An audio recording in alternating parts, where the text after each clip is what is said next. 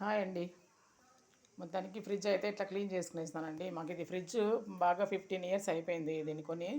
ఇదిగోండి డోర్ అయితే పోయింది పైంది. దాన్ని ఇంకా రెడీ చేయించుకోలేదు. రెడీ చేయించేది వద్దు, ఇంక కొత్తది మార్చేద్దామని వదిలేస్తున్నాను ఈ ఇయర్ అయిపోయి అనేసి. అందుకని అది అట్లే ఉండిపోయిందండి. అది ఆ డోర్ పెట్టినా కూడా సెట్ అవ్వడం లేదు. ఇంకా దీంట్లో పెట్టుకునేటువంటి క్లీన్గా పెట్టుకునేస్తాము. ఇదిగోండి ఊరగాయ అండి, ఇది మునక్కాయ ఊరగాయ. ఇది కూడా నేను ఫ్రిడ్జ్లోనే ఇట్లయితే పెట్టేస్తానండి. ఫ్రిడ్జ్లో పెట్టుకున్నామంటే మనకు కొంచెం ధైర్యంగా ఉంటుందని నేను ఫ్రిడ్జ్లో పెట్టేస్తాను. ఇదిగోండి ఇదైతే దోసపిండి.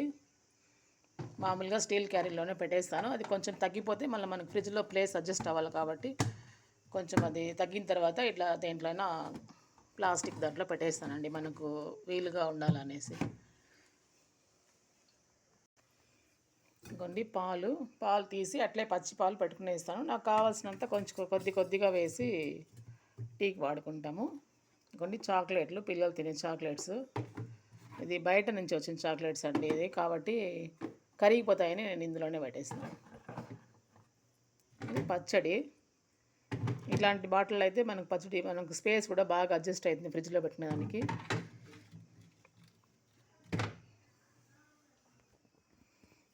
ఇదిగోండి పచ్చిమిర్చికి వాటికంతా నేను ఈ లైన్ బాక్సులు, డ్రై ఫ్రూట్స్ బాక్స్ అన్నీ నేను దీనికే వాడతానండి. అది ఇట్లా సైడ్లో ఇట్లా పెట్టుకునేస్తాను. వీటిల్లో అల్లం, తెల్లగడ్డ ఇవన్నీ పెట్టుకుంటా. ఒకవేళ సరిపోకపోతే మళ్ళీ ఇక్కడ పెట్టేస్తాను. దీంట్లో అయితే ఖాళీ ప్రస్తుతానికి అయితే ఇది అయిపోయిందండి. ఇట్లా తీసుకున్నానండి అంతా. సరే అండి, అయిపోయిందండి. ఫ్రిడ్జ్ క్లీనింగ్ అయిపోయింది. సరే కొంచెం టీ తాగుతామని టీ పెట్టుకునేసినాము. టిఫిన్ కూడా చేసి పెట్టేసినాను, ఉప్మా. ఇవ్వండి, ఏం పని చేసినా కొంచెం టీ తాగేసినామంటే ఆడికి మనకి ఇదంతా బాగుంటుంది. ఓకే అండి, థ్యాంక్ యూ అండి. మీ టిఫిన్ ఇలా అంతా అయినాయా?